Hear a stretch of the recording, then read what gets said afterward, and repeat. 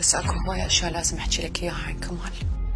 أنا أكثر من مرة شفتها تحكي ويا واحد، جيت عليها قلت لها ياقوت أنت قاعدة تخونين.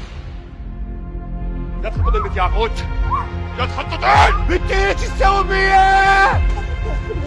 شهم لأن أخوك سوى هيك ويا أمي. ابني صاير له شيء، كل شيء ما يصير بيه. انت ابويا مصدق هذا الحكي؟ اللي يبيع نفسه للشيطان بعد بيقدر يتراجع.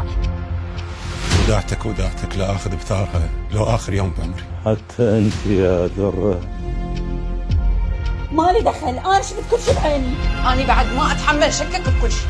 انت السبب. الحياة تمشي. نورت بغداد وأخيرا التقينا شمهال.